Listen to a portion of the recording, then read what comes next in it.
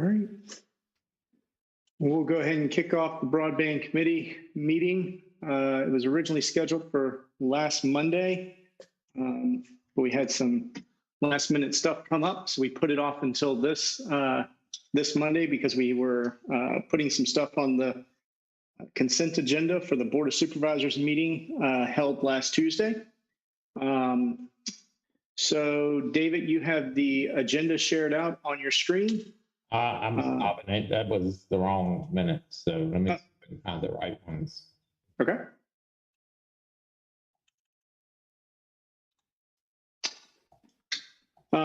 It's on my laptop, Jason. If you have that, can you share it? The one that I emailed should be the correct one. Okay. Give me 1 second. Once you enable sharing, and we'll go from there. There you go. Yay. All right, let's see. Tell you what, I'll just go ahead and share my whole desktop. Let me know when you can see it.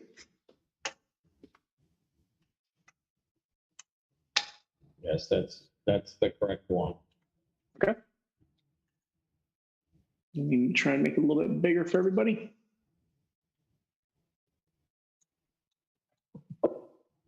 Yeah, well, that's good enough. So we'll go ahead and kick this meeting off. David, did you want to talk, first of all, do we have any amendments to the agenda for tonight?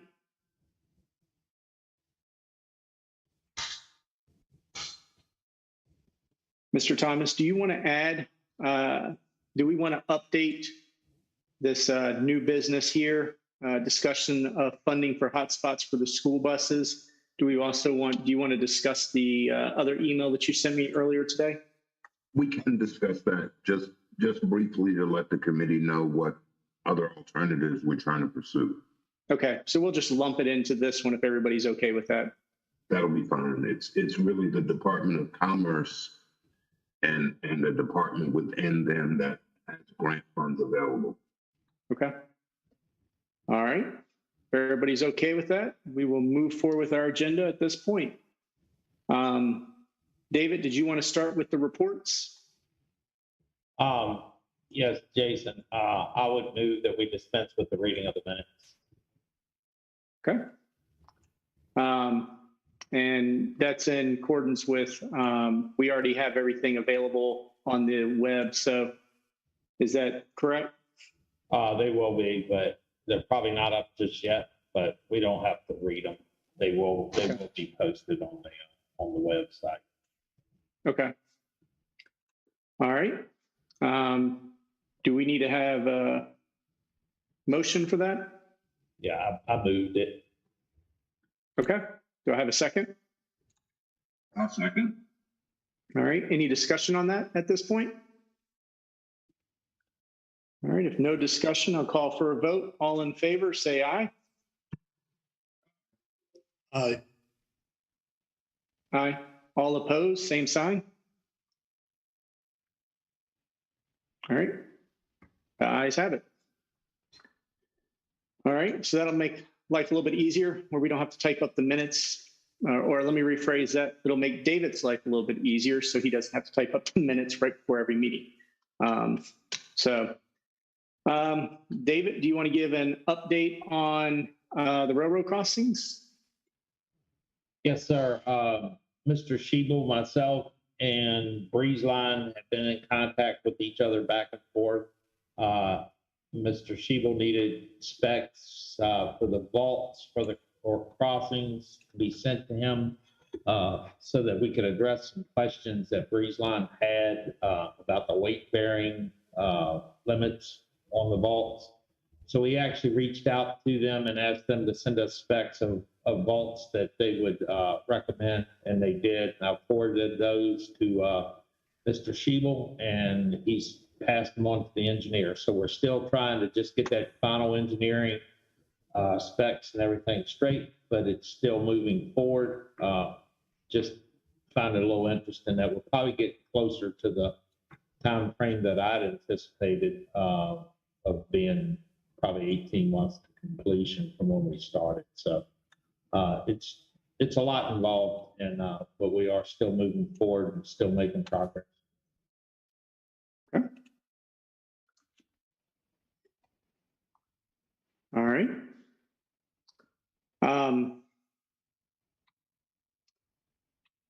Any questions on that at this point in time? All right. David, do you want to lead off with the Vatti, or I'm sorry, the RFP updates, or do you want me to start off with that?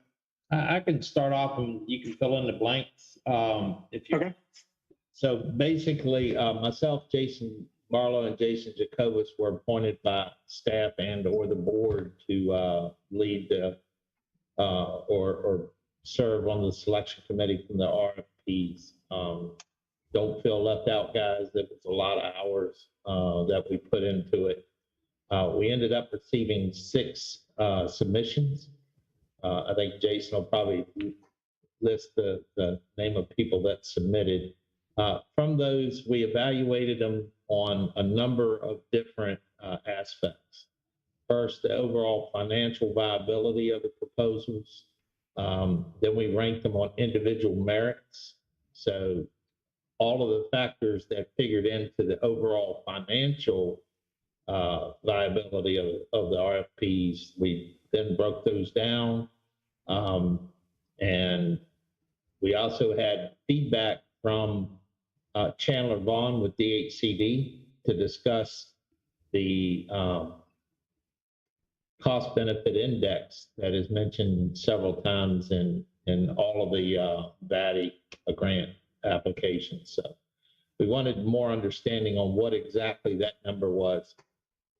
And it came down to the ask from Vatti divided by the number of houses served, which was a number that was kind of considered in some of the others, but not exactly. It was kind of a new direction, and it also gave us some insight as to what would score the highest on the actual Vatti grant process. So we also received input from Broadband Telecom, Tyler Biku, who at this point, we would kind of think they would be submitting applications or helping us prepare the applications to be submitted.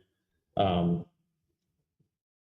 Jeff Biku, they both gave their opinion of the, well, let me back up just a little bit. From the 6 applications, we identified the top 3 contenders. We held individual interviews and posed questions. Now, because of the makeup of our committee, it was very difficult for us to be able to get all 3 of us at the same time. So we, in advance, prepared a list of questions that we had. The same questions were posed to all 3 parties, so they all 3 had the same opportunity to respond. They were not provided with the questions ahead of time, but they weren't real difficult questions for them to answer. So I held the interview one-on-one and read the questions, and we recorded them. The rest of the selection committee, Jason Jacobus and Jason Barlow, reviewed those. We discussed a ranking of the 3. And at last week's board meeting, we presented our proposed rankings. You want to pick up from there, Jason? I can. So after we went through the rankings, we proposed to the Board of Supervisors an order of our top 3. And in that, one thing that we did keep in mind as we were ranking things was the medium that they were going to actually be using to deliver the broadband, holding true to our mission statement and our guiding statement for the committee. We actually ranked based on the median that they were actually going to be providing.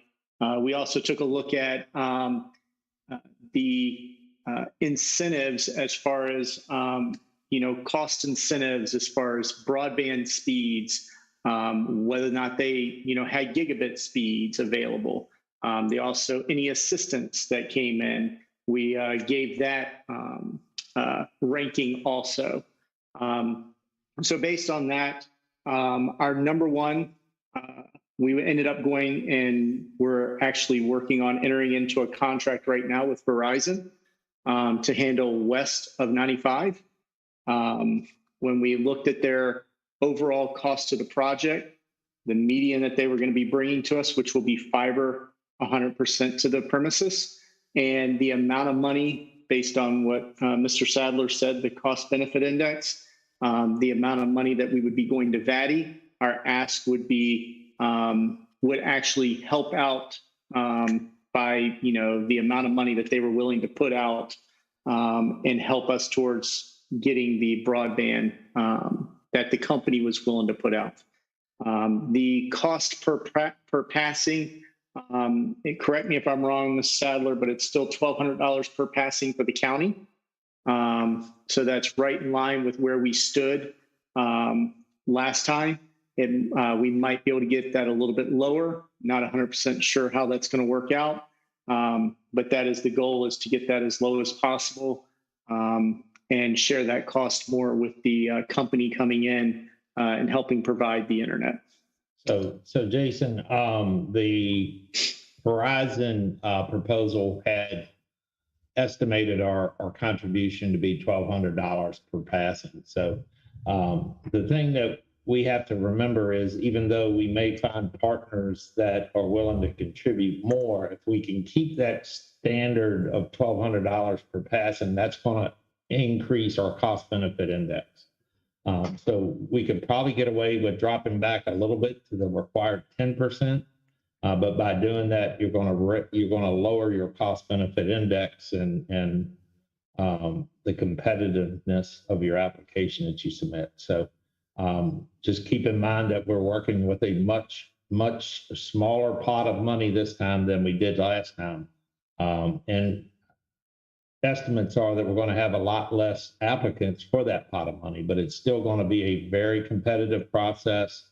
That's why we're starting earlier, and hopefully we'll get a good application for both parties, both partners. I've been in discussion with Mr. Newborg, and ABB or Breezeline is still very interested in partnering east of 95. And so we're in the process of nailing down what that project would look like as well.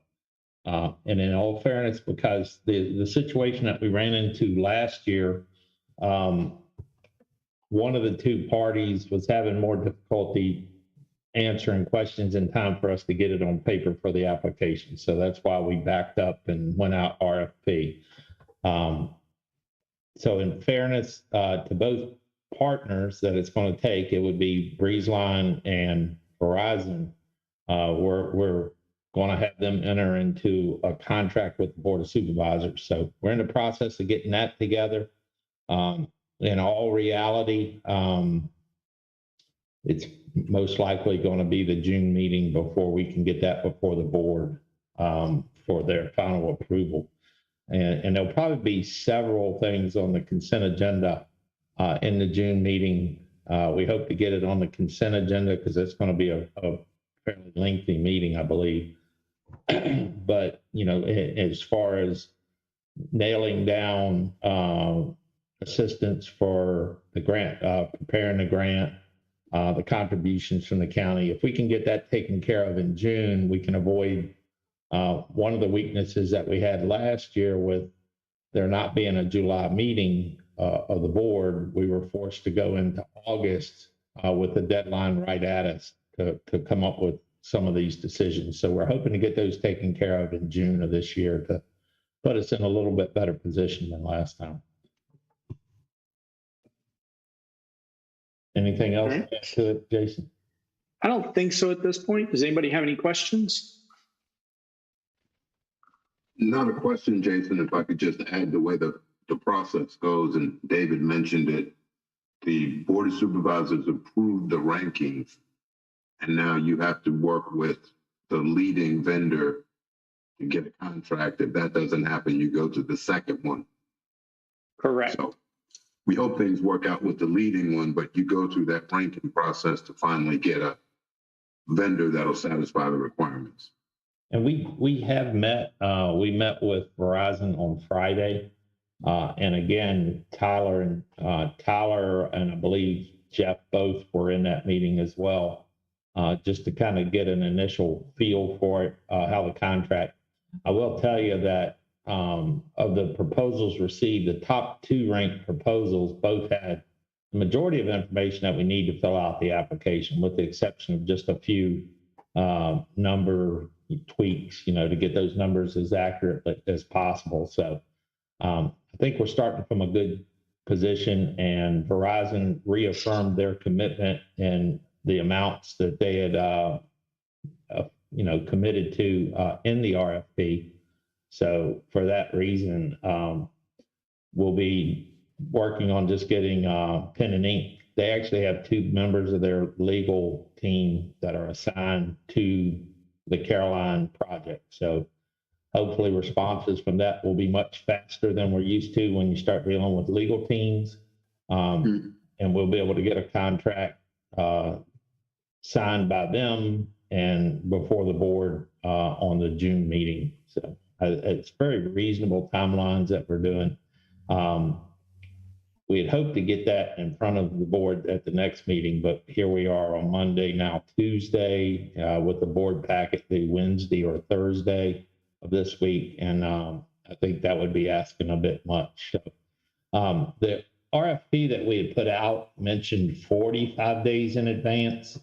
And talking with Broadband Telecom, they're fine with doing an application with 30 days in advance. So chances are the actual legal contract will require them to have everything that we need submitted 30 days prior to the application deadline, which will give us plenty of time to get those in words and on the application, and then also be able to go back and forth and make sure that we have everything answered completely and review our application carefully before we hit the submit button. So things are moving forward.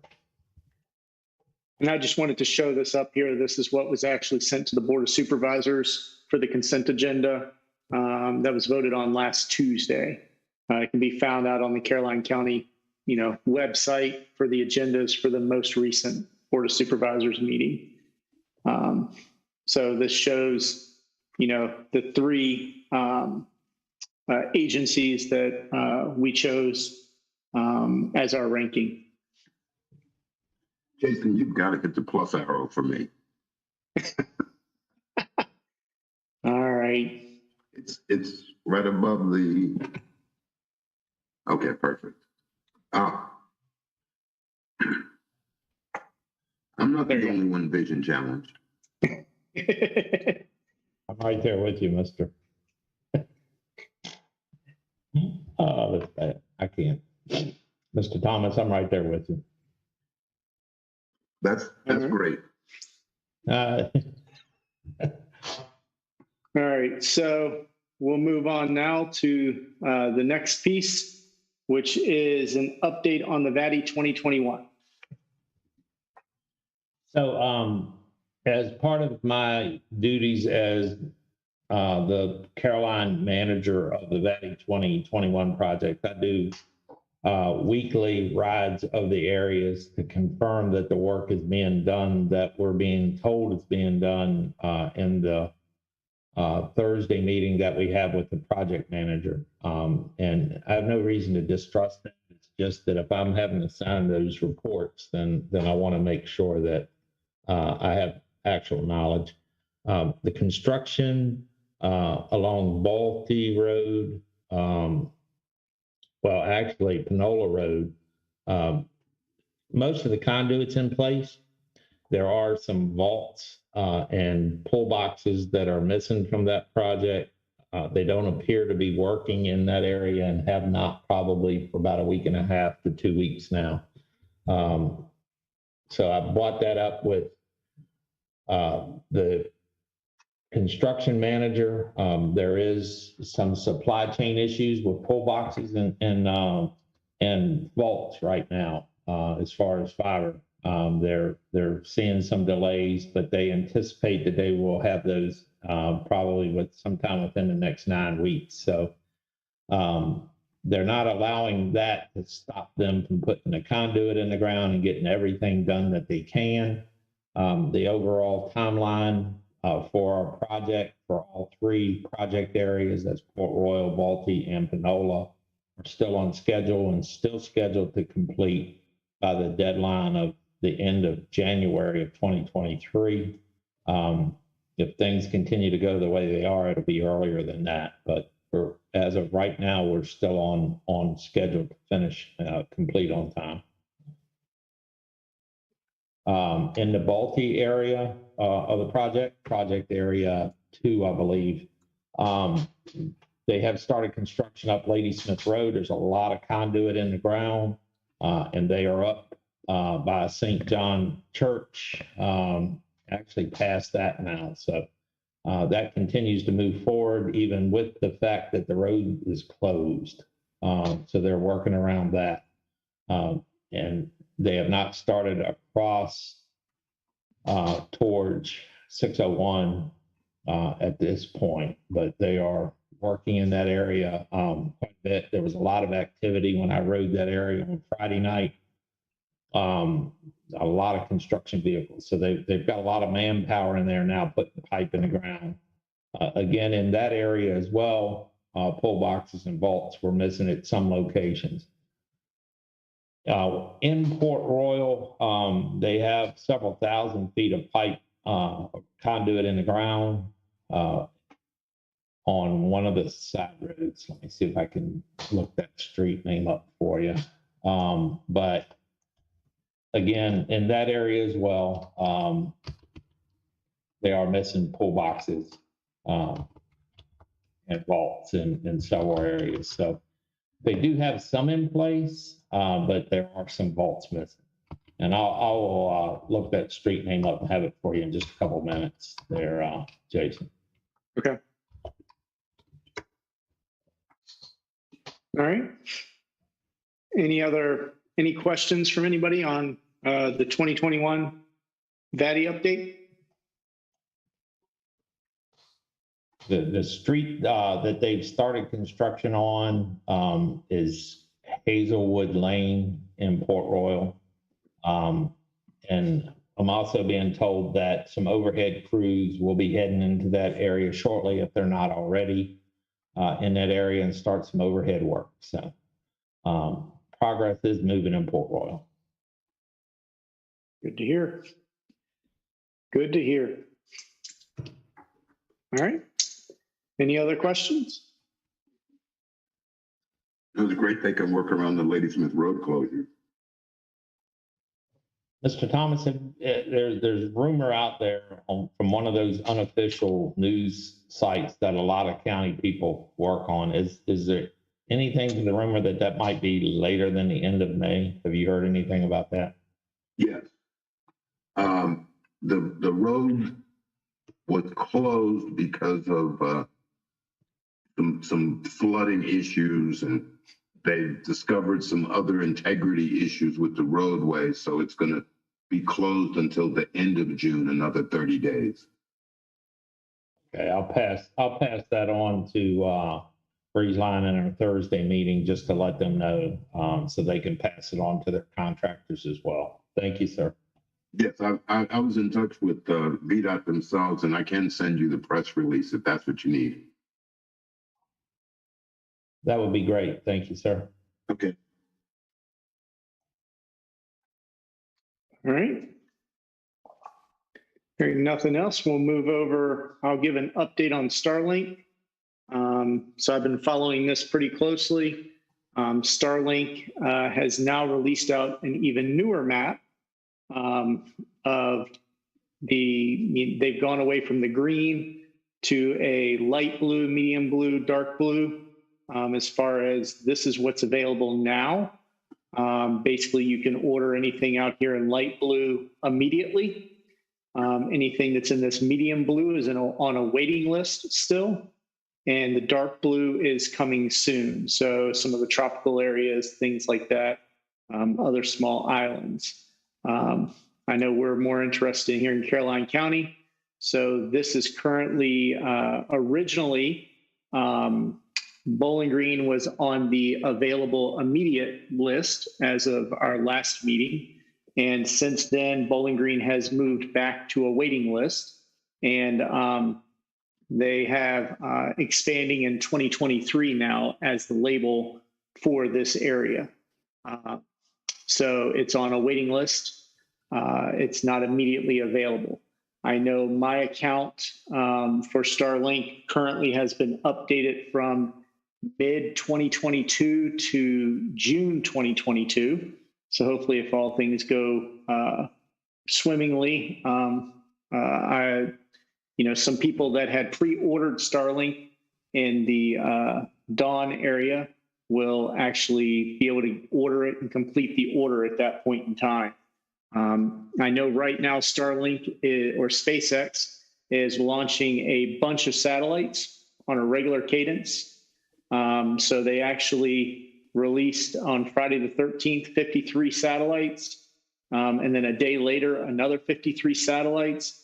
And then on Wednesday, they've got another 53 satellites going up.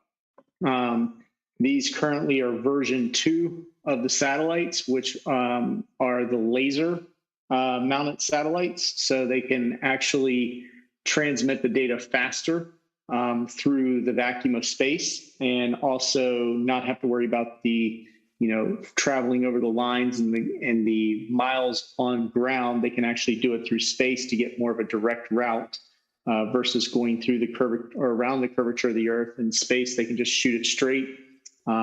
So they can actually overcome some of the limitations of the speed on the ground.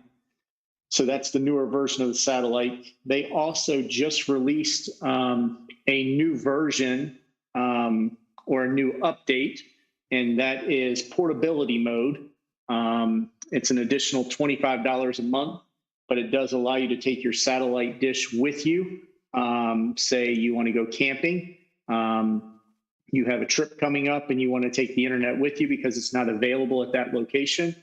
This gives you the ability to now take that satellite dish with you, and they will give you the best efforts to give you internet at that location without you moving your service address. That's a $25 fee per month, and you can sign up for that for one single month or multiple months, depending on how long you will be at that address. They did say if you turn on portability and you're at that address for an extended period of time, they will reevaluate the account on whether or not it is they need to change that service address based on the length of time that you are at that address and in portability mode. So that's kind of my update on Starlink at this point. Anybody have any questions on it at this point? Jason, I have a question. The number of people that signed up around the same time that you did appear to be on the wait list. Did you hear anything about they had a certain number of units they would allow in our area before they went to wait list? That I don't know. I know Starlink is, they do not want to overload their network in individual cells. So they are, they are limiting the number of active accounts in a single cell. So I don't know whether they have, I don't know what their algorithm is or what their number is, but I do know that they do have a limitation on the number of satellite dishes receiving signal per active cell. David, I wonder if there's any way we can, from a county government standpoint, inquire as to what that is and see if we could ask for it to be expanded. We can sure try. I've been in touch with the Starlink government liaison, And the amount of information she has is usually what's on their website. So, but I can try to reach out again. Because if I'm looking at the map correctly that I'm looking at, Jason, that would mean that there are no more available in Caroline at this point, that the entire county's on wait list. Well, they're on a wait list, but if they have pre-ordered, I highly encourage people to check their Starlink account. At the top of the page, it tells you how long or what their estimated service date is. I know mine went from mid-2022 to, and it updated, I wouldn't say about 2 weeks ago, to June 2022. So I'm eagerly waiting an email from Starlink saying complete your order. So that'll be nice once that happens. But just because the current orders say 2023, that doesn't mean that if you pre-ordered, you might not get it, or that there's a potential that you'll receive that sooner because you were part of the pre-order. I know when I ordered it, it was the day that it went active for pre-order, and it was $99 at the time. I actually just punched in an address here in Dawn, and it is currently a deposit of $99. The hardware is $599, shipping fee of $50, and an estimated tax of $34.40. So right now, today, you would only put down $99. So if it is a viable short-term solution. Obviously, fiber optics to the premises are far superior at this point and allow it to be more future ready. But this is definitely an alternative to some of the geosynchronous orbit satellites that's currently available on the market. I will say, Jason, that we've been continually testing the evaluation unit that we have here at my office, and it has a clear view of the sky with no obstructions. Currently, the speeds are down from what they were. The jitter is up higher than it was, and the ping times are just slightly higher than they used to be. That being said, we are able to use VoIP phones over that connection still, so the quality is fairly decent. It's just much slower than it was. So I think part of the concern that some of the different industries had passed their opinion on Starlink was that once the system gets loaded up, they're going to have to figure out how to be able to deliver more bandwidth into their system. And that appears to be the case at this time. But again, the connection does stay up, and just maybe not quite as fast or not quite as high quality as it was. So people considering that as an alternative need to be aware that that's the case now. David, they're hoping to address some of that, though, with more satellites, I believe, Jason. Yeah, correct. And the one thing that I would highly, when we talk about these speeds, we are in comparison of these speeds to higher speed internet, 100 meg internet, 200 meg internet. So when we say the speeds aren't like they used to be, they still are far more superior than your dial-up. They're far more superior than your geosynchronous orbit satellite, mainly because this is unlimited internet versus you're limited to a finite amount of data that you can download. And it's also far superior to DSL. So, while we say the speeds are, obviously not what they used to be, as more people come online, it is still definitely a viable solution as a stopgap solution. I just wanted to make sure that we put that out there. And they are, like you said, throwing up more satellites. And the answer to the speeds are more satellites, because obviously, and again, I don't have privy information to the satellite architecture and routing and things like that. But the more satellites they have up there that you can hit off of, and the more bandwidth that is shared across the satellites is only going to make things faster. So as they put more and more satellites up there, they can start covering more areas and giving more bandwidth to those areas. Now, Jason, without telling too much personal information, you're an early adopter and you signed up right away. Correct. Okay, so people that signed up, do you know anybody that signed up a couple of weeks later? Maybe David, did the county sign up a couple of weeks later? I'm just trying to get a time frame for where people could be. We signed up about the same time as Jason, didn't we, Jason? Within a day or so? I want to give, I think, give or take. So it's not necessarily, it is dependent on how early you signed up, but it's also dependent on the availability in that area. So people that were on the reserve list for Bowling Green, I think most of those were filled. And then once they filled, it appears that they may have slowed down on shipping into that area. But I will try to reach out to my contact at Starlink. I did try to make one phone call to Starlink through their SpaceX headquarters, which was a very interesting conversation. First time I've ever been told to please press 1 if you would like to speak to a carbon-based life form. So, and that's after a quite extended period of hold, but it's an interesting company, and there's just not a lot of, one thing I have noticed with the Starlink evaluation unit that we have is that you don't need a lot of tech support because it just works. But if you're in a situation where you do need tech support, you're not going to speak to a live person on the phone. It's all web-based support. So if your internet's down, it's kind of hard to submit a help ticket, but at that point, you'd be forced to try to find some other way of getting online to report a help request.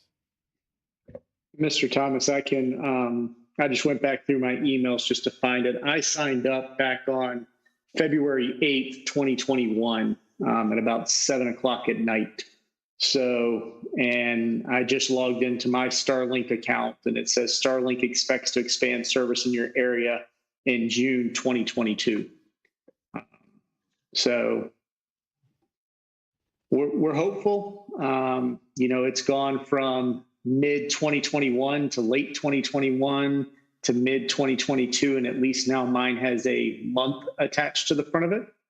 I know one of my friends who's in the next county over in King William, his was early 2022, and then it said April 2022, and he got the email around mid-March saying it's time to confirm your order and pay the rest of your amount so that way you can get your dish.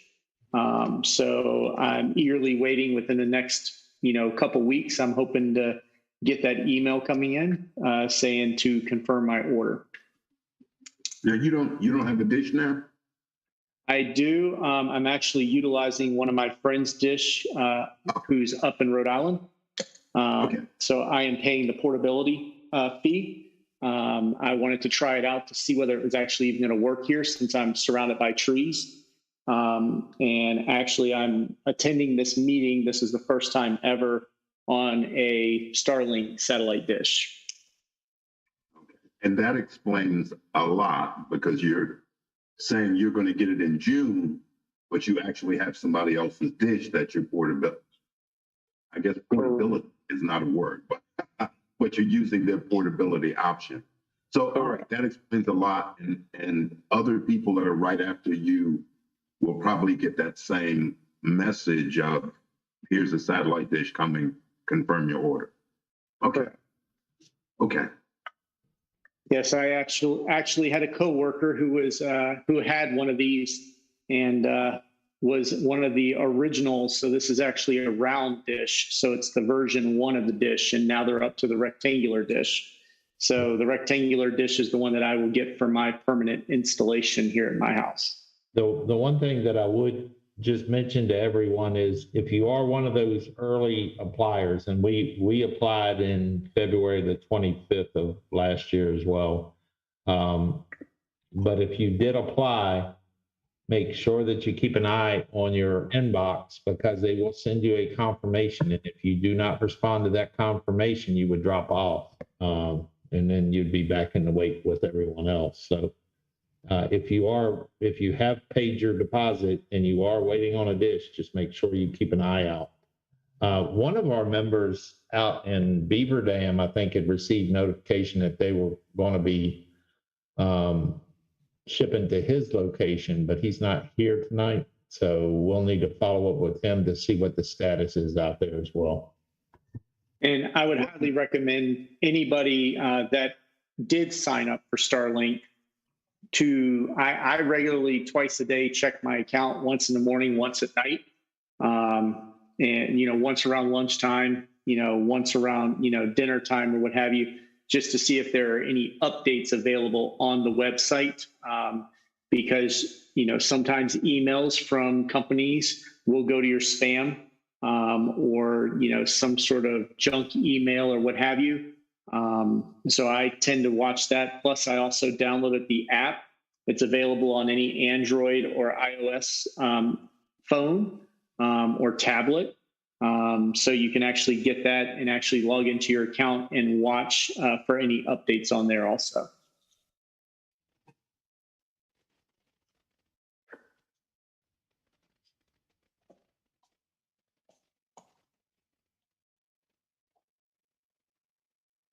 All right, is there anything else?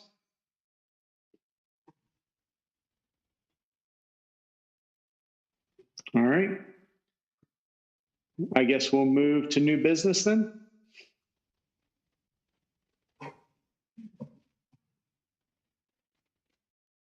Mr. Thomas, you there? I'm ready.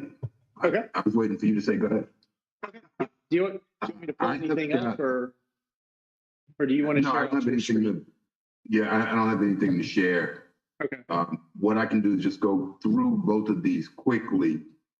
One is I'm on a lot of email lists and things, and I got something today from a consulting firm in Northern Virginia about the federal program called E-Rate, which is what the schools use to connect each school to their central hub or school to school, and also schools to libraries. And it's a very restricted program. It's just for those types of things. We looked at it from the county once or twice and asked if we could extend it to fire stations and then connect people along the way, and it wouldn't do that. The result of the last email we got was they're allowing schools to actually use this discounted E-rate funding to put Wi-Fi on school buses. So I've got the initial information, and I'm going to forward to our school board members and the school representative. Is John on the phone? John's the school representative? Or maybe not. Joey Robinson. Right. Yeah. Yeah. Yeah, so I'll make sure he gets that. There will probably be some discussion between the school system and the county about how to do it. But if it costs, $2,000 or $3,000 per bus before, it'll probably cost half that, if not, more. And it's a way, I know we have a lot of school children, particularly going down to Dawn and going to Woodford, who ride the bus for probably an hour or so. And this particular article that I sent to David and Jason mentions how kids are basically doing their homework on their way from and to school. So whatever we can do to help school kids would be a great thing. Really, I just wanted to make sure the committee was aware of it and the folks listening were aware.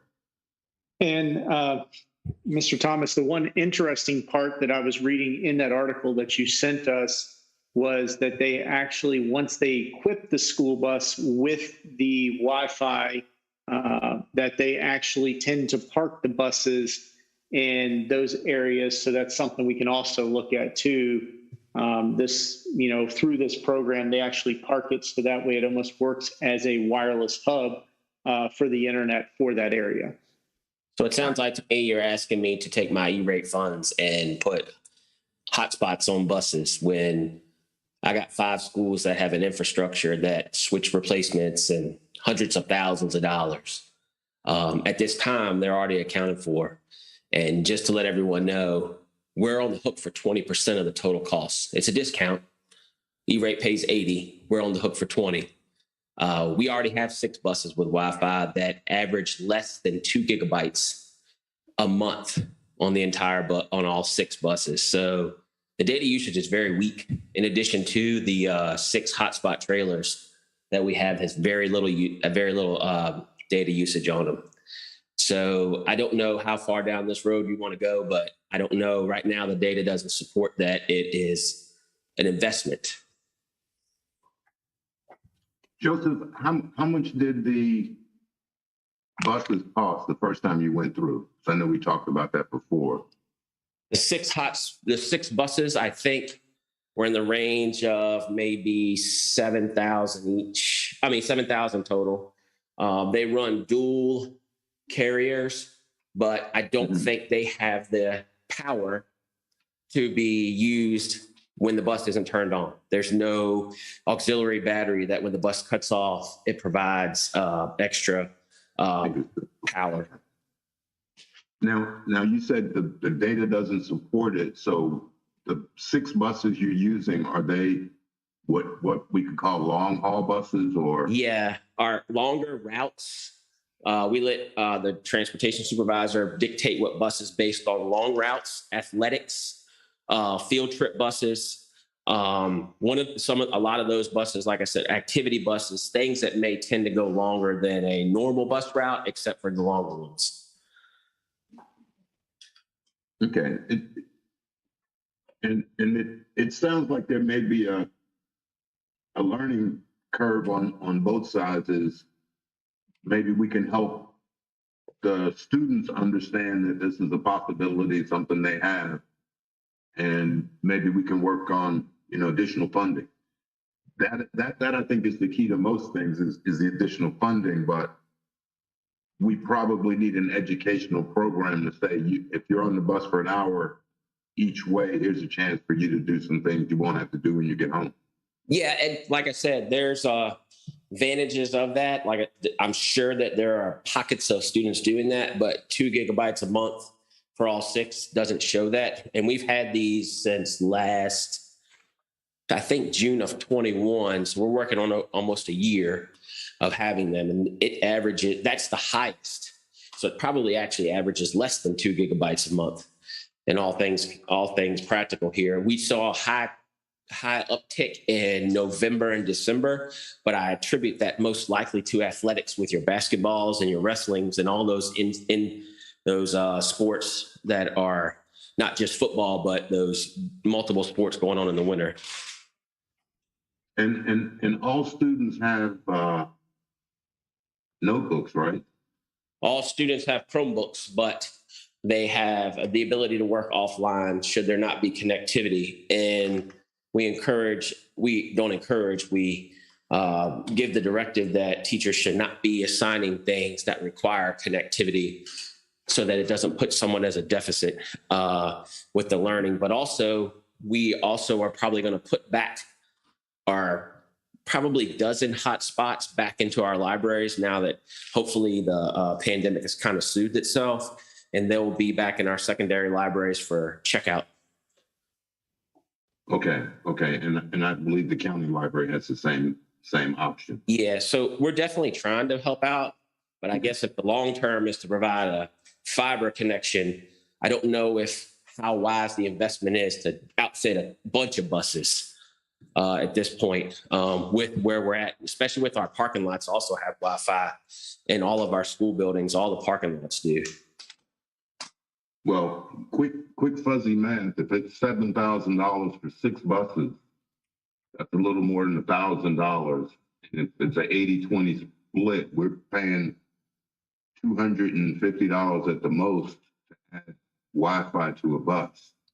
Yeah, but then we got to have the upkeep, and that's just us. That's just ours. Now, I don't know what the cost is when you start getting involved with. We want something to be able to have power when the bus is powered off.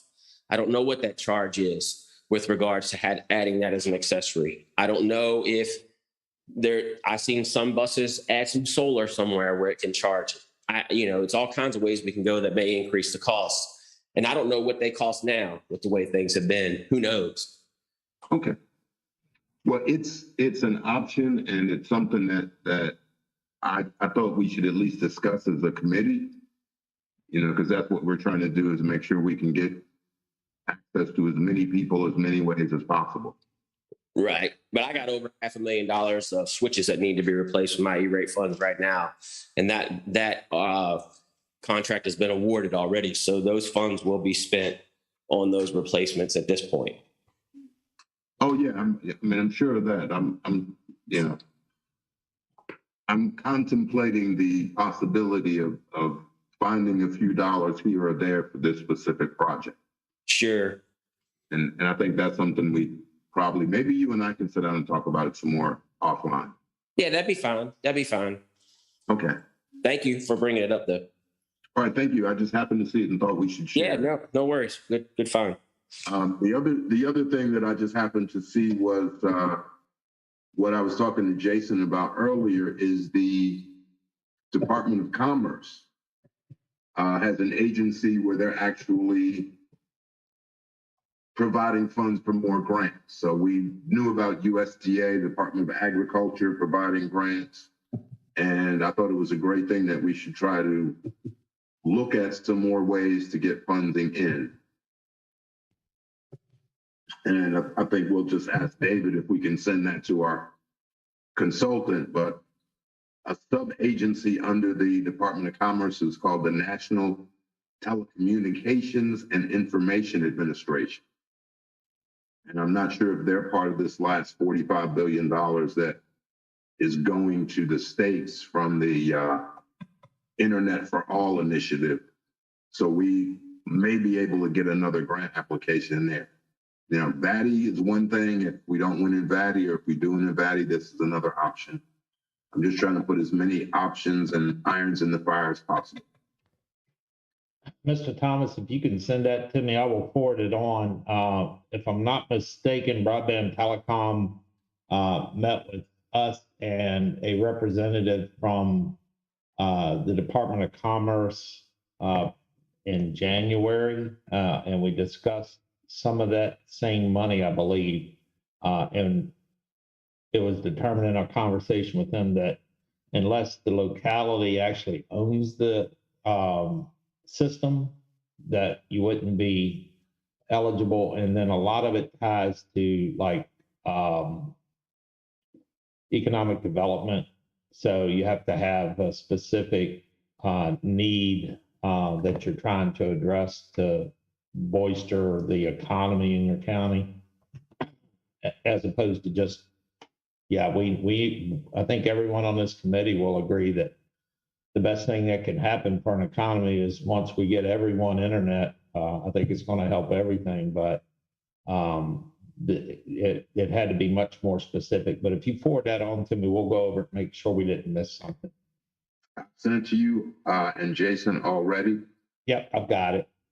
And I just re-forwarded it to you. Yeah, one of the things that would be at the top. Yeah, one of the things that's there, right in the beginning was public-private partnerships. So, that's one of the things we talked about in our last Vatti grant that wasn't successful is public-private partnerships, how the county can make some sort of initiative to be part of this broadband grant, knowing the constraints the state has about competing with private industry. We ought to be able to work some sort of way where we can work as a partner and not as a competitor to make sure we get things, or at least access to some of these things, because they have different programs. One of them is for tribal connections. So I think we have a small tribal connection in the part of county. So it's just different options. And of course, we want to do something, any business that comes, we want to try to use them as a connection. I've actually asked when we do the water expansion or the sewer expansion from Ladysmith down to Carmel Church that maybe we can run fiber ourselves along in that path, since we're going to dig a hole in the ground anyhow.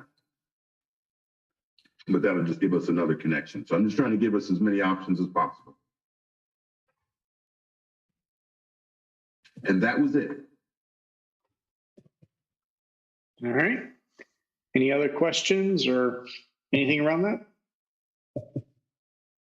Jason, if you want to forward both of those to the entire committee, just so they'll be aware, because I kind of just sent them to you as a, permission to talk about it. Yeah, David, do you mind sending those out? I don't know whether I have everybody's email on my laptop.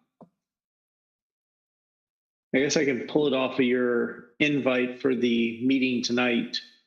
I mean, if you want, I'll send it, because I'm sitting here at my computer and I've got an email address for list. Oh, for everybody? Okay. Yeah. All right, I will do that in just a second. Perfect. All right, any other new business?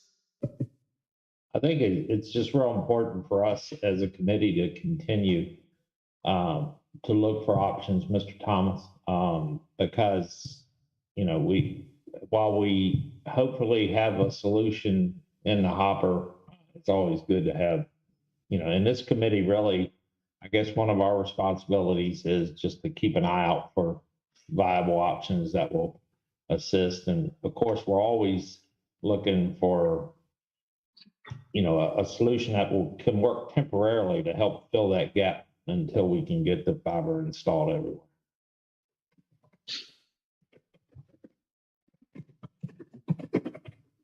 All right. All right, if there's no other new business, I guess we will go into discussing our next meeting and format and date and time. So I've got the second Monday in June to be June 13th and 7 o'clock via Zoom. Does that work with everybody? No, it's no reason not to hold a meeting, but I will be out of town on the 13th. Okay. Do you have anybody that's able to start the Zoom and everything else, or? Yep, I can make arrangements for that to happen. What I can do is have Kyle Shanahan, that works for me in my department, start the meeting and just pass over the host to yourself or someone else. Okay. And can you, before you leave on vacation, send me kind of like an update on some of the things like railroad crossings and Vatti and anything else that you think we need to discuss? Yep, I can. Perfect. I actually said, well, I could carry my laptop on vacation, but my wife shot that down. So I will have my laptop, but I don't know how often I'll be able to check in. Yeah, I don't expect you to do that. So I appreciate your dedication, but everybody needs their time away to be away and recharge. So we will just assign everything to you. So that'll make it easier on us. People that don't attend the meeting get everything assigned to them.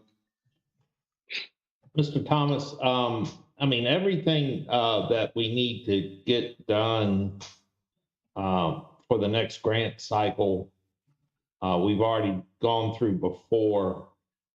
Would you anticipate, and I realize that you're, one part of the board, so you can't speak on behalf of the entire board, but do you foresee any issues with that going on consent for June?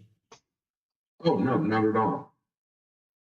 I think without a doubt, the entire board is behind getting a grant application. The one thing that always a consideration is how much is the county share.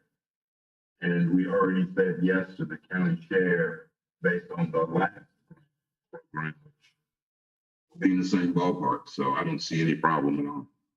So I will work to try to make sure we have all, everything that we need to move forward on that June agenda, so that we can continue to work through July based on the approval that and support that we get from you guys. And I mean, I would like to say you guys catch a grief about not having broadband anywhere, but if anyone takes time to watch these meetings, the board is in support of us being able to deliver that, and they helped every way possible. So I'd like to thank you for your support for broadband and in the county, and we'll continue to work, and sooner or later we'll get it right.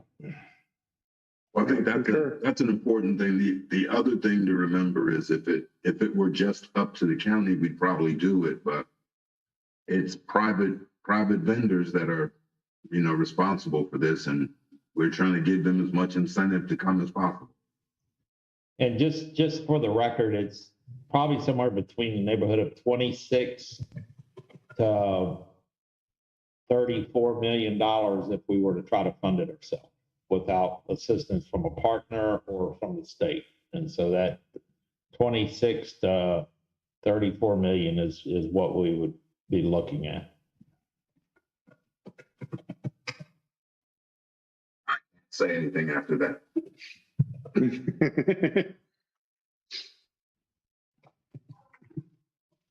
All right. Is everybody in favor of June 13th at 7 p.m. via Zoom? I am. All right. Yeah, that works for me. I will be sending out the invites probably a little bit earlier than usual. I try not to send them out too far in advance, because if you're like me, you tend to forget about stuff that's too far out. So just be on the lookout for those. I'll try to get those sent out the next week or two, and we'll go from there. And I'll work with Jason Barlow and Jason J to make sure that we have it covered for next month's meeting. Okay. All right. So we will see everybody on the June 13th, and maybe we'll figure out something with the start of the new school year. Maybe we'll try and meet in person for, once and see how that works out. Maybe we'll try and do an in-person meeting at some point in time in the near future. All right. Well, if nothing else, we'll go ahead and adjourn this meeting. Do I have a motion to adjourn? I move that we adjourn. All right. All properly seconded. So all in favor, say aye. Aye. Aye. Aye. All opposed, same sign. All right, the ayes have it. We will see everybody on June 13th. Thank you for your time and your dedication. Look for email from me now. Thank you, sir.